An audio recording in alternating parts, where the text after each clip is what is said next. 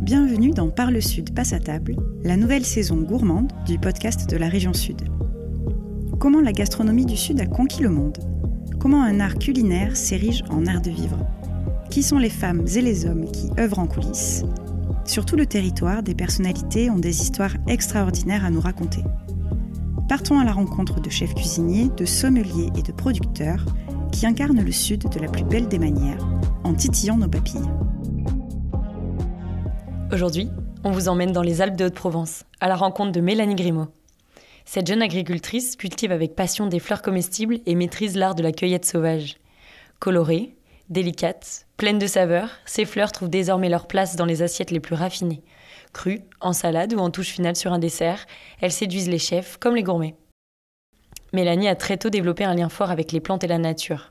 En 2022, elle crée son entreprise, May Provence. Et depuis, du semis à la cueillette, tout est fait à la main pour régaler ses clients. Un savoir-faire sensible, enraciné et engagé qu'on vous propose de découvrir. Bonjour Mélanie. Bonjour. Merci de nous accueillir ici. Alors où est-ce qu'on est ? Alors du coup on est à La Brianne, dans une commune du 04. On est à l'ombre d'un incroyable chêne. C'est un peu notre mascotte ici parce qu'il est vraiment énorme et qui nous apporte l'ombre bien méritée quand on se repose pour le repas. Et alors qu'est-ce qu'on trouve ici ? Alors du coup on trouve des fleurs comestibles et des aromatiques un peu atypiques à destination des métiers de bouche. Du coup, on livre 2 fois par semaine des restaurateurs, laiteries, fromageries, traiteurs. Je travaille avec des étoilés comme AM, Une table au sud, et puis des bistronomiques, Écume, Placette. Et est-ce que tu les conseilles, toi par exemple, ils te parlent d'une recette, tu peux leur conseiller ça irait bien, ou est-ce qu'ils savent vraiment précisément ce dont ils ont envie ? Ça va dépendre des restaurateurs. Il y en a qui sont vraiment très affûtés, ils savent exactement, ils ont l'habitude de bosser avec des plantes et du coup ils savent ce qu'il faut mettre ou pas mettre. Et effectivement, il y a des novices et là c'est intéressant de leur faire goûter les plantes, de discuter avec eux de leurs recettes, de ce qu'on pourrait mettre dedans et de faire des essais. Et alors comment t'es venue l'idée de faire ça ? Alors au début, je pense que j'ai toujours aimé les fleurs. Donc je me suis intéressée un peu à la cueillette sauvage, aux plantes.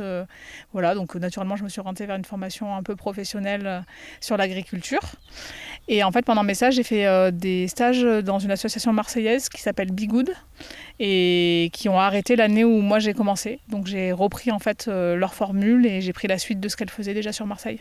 Chaque année, je me forme, j'apprends des nouvelles plantes qui sont comestibles, je me renseigne, je vais chercher des sources pour rajouter des fleurs au catalogue. Donc c'est assez sympa à faire chaque année, à rajouter des choses. Et effectivement, du coup, plus je me forme aussi à la cueillette sauvage, donc j'apprends plein de plantes de plus en plus qui se mangent et qu'on peut utiliser en cuisine pour leur goût. Je reviens sur ta formation, du coup. Il me semble que tu as été au lycée de Carmejam, de Digne. Est-ce que tu peux me dire comment tu as choisi cet établissement-là ? Alors honnêtement, c'est parce que c'était le plus proche et du coup c'était plus simple pour moi dans ma vie de famille d'aller sur cet établissement. Mais du coup j'ai suivi un double cursus où j'étais à Carmejam et j'étais aussi à Nyons en plantes aromatiques et médicinales. Du coup j'ai fait un BPREA, donc responsable d'entreprise agricole, qui est sur une année scolaire, donc de septembre à juin. Et du coup ça apprend vraiment la gestion agricole dans les chiffres, dans structurer son projet, la rentabilité et l'agronomie. Du coup, c'est la région qui a financé ma formation. Je l'ai fait en 2020, du coup, 2020-2021. Quand j'ai su ce que je voulais faire de ma vie. Je me suis lancée dans cette formation avant installation. Ok. Et qu'est-ce que ça t'a apporté de faire une formation dans un lycée comme celui-là ? Je pense que ça a structuré mon projet et ça m'a apporté aussi le réseau. Et ça, c'était hyper important quand on s'installe, d'avoir des personnes sur qui on peut puiser des connaissances et références diverses. Et tu me disais que vous, ici, c'est important que tes fleurs aient vraiment un goût marqué.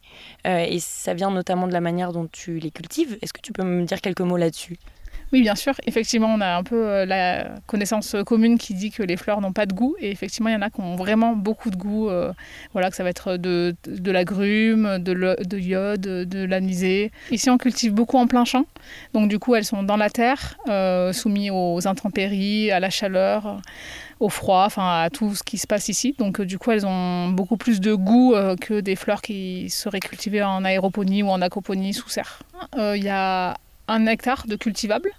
Moi, j'ai fait le choix de la parcelle la plus éloignée, entre guillemets, des sources polluantes qui peuvent être d'autres champs cultivés en conventionnel. Donc, j'ai choisi une petite enclave où donc, j'ai clôturé et je cultive sur à peu près 5000 m². Donc, au début, je voulais plutôt faire des plantes comestibles, aussi des fleurs comestibles, mais plutôt en séché. Donc, j'avais commencé sur une surface un peu plus grande. Et là, j'ai quand même tendance à réduire avec les fleurs comestibles, vu que ça produit beaucoup sur des surfaces qui n'ont pas besoin d'être énormes. Donc 5000 m². Et après, on a rajouté une serre qui fait à peu près 300 m².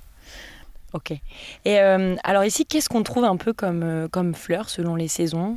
Alors, le catalogue est très grand de fleurs et d'aromatiques. On est à peu près à 120 variétés sur le jardin. Mais on va trouver du coup les un peu classiques, bourraches, les cosmos, et des plus atypiques, par exemple les tagettes agrumes, des petits œillets. Voilà, plein de choses qui ont un peu du goût et qui sont sympas à utiliser en cuisine. Quelle est ta plante favorite ? Alors moi, j'aime beaucoup le cosmos, qui du coup se situe au début du jardin. Et pourquoi ? Parce qu'elle est très jolie, ça fait très fleur champêtre, et j'aime beaucoup le goût aussi, qui est un peu anisé. Et est-ce que toi, dans ton quotidien, tu consommes ces fleurs-là ? Dans ce que tu cuisines, par exemple, est-ce que ça t'inspire, toi ? Alors oui, beaucoup. Après, j'ai quand même une vie d'agricultrice, donc c'est quand même hyper intense et je peine encore à trouver beaucoup d'espace pour faire de la cuisine. Mais oui, beaucoup, et j'ai envie de plus en plus d'avoir ce temps-là pour l'intégrer, tester des recettes, des boissons. Ah, des boissons aussi ? Ouais, des boissons, par exemple les plus connues comme les limonades de sureau, mais aussi essayer des eaux parfumées, ou ça peut être aussi des chantilly, par exemple à la tagette, des choses un peu plus évoluées. Ok. Et justement, tu parles de ton métier d'agricultrice. Peut-être une petite parenthèse. Aujourd'hui, je suppose que tu fais face à des défis nouveaux. Est-ce que tu peux me parler un peu de ton quotidien ? Ça reste un métier quand même très physique, donc ça demande beaucoup de temps, d'organisation et d'adaptation. Voilà, que ce soit le climat qui change de manière permanente, donc il faut trouver des solutions techniques. Aussi beaucoup de temps à passer à entretenir le jardin. Et après, tout à côté aussi, la commercialisation, les factures. Donc ça fait une vie quand même bien remplie et bien intense. Tu m'étonnes. Et alors, est-ce qu'on pourrait aller le voir, ce jardin ? Oui, bien sûr. Voilà, on est dans le jardin, donc la partie extérieure de l'exploitation. Donc quand on rentre dans le jardin, on a fait le choix de cultiver entre des amandiers. Donc il y a 3 rangées d'amandiers et on cultive du coup toutes les plantes et les fleurs entre les amandiers. Et du coup il y a pas mal de lignes qui sont sur toile tissée. Et du coup les fleurs poussent en extérieur, on les récolte pour les restaurants. Et alors là, du coup, on est au mois de juin. Qu'est-ce qu'on trouve comme fleurs ? Je suppose que c'est propre à chaque saison. Oui, il y a des fleurs qui sont assez rapides dans la floraison et d'autres qui sont là sur toute la saison. Donc là, on a le début des œillets, on a pas mal de centaurées, des chrysanthèmes, les tournesols qui arrivent, les dahlias. Et après, une multitude d'aromatiques aussi, comme du chiso, basilic. Ça, c'est quoi, par exemple ? Ça, c'est de la monarde. J'adore cette plante. Alors ça, c'est plutôt, je la fais plutôt sécher. Et il y a des peuples qui l'utilisent en thé. Mais du coup, tu peux sentir, c'est un peu bergamote. J'adore cette plante. Et les gens qui viennent au jardin, et de manière générale, n'ont pas l'habitude de manger des fleurs. Du coup, c'est très drôle quand on leur dit vous pouvez la manger. Ils ont toujours un mouvement un peu de recul.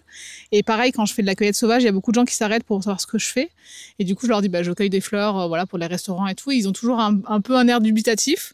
Et du coup, c'est assez marrant parce que du coup, je le mets dans la bouche pour leur montrer que c'est bon, il n'y a pas de danger. Et du coup, après, ils goûtent. Mais toujours avec un air un peu... ils savent pas trop, si je raconte n'importe quoi ou pas. Et du coup, c'est assez drôle d'avoir cet échange-là, parce que on n'a pas l'habitude de manger des fleurs, et encore moins des fleurs qui ont du goût. Mais en plus, c'est vrai que je pense que souvent, dans les assiettes, il y a le réflexe de les mettre de côté. Ouais, beaucoup. Et d'ailleurs, on a essayé là avec un glacier qui est pas très loin de chez moi. Et en fait, on est en zone trop rurale. Et du coup, elle me disait qu'en fait, ils ont jeté les fleurs. Ça leur plaisait même pas, le concept. Ça, c'est dommage. Ouais.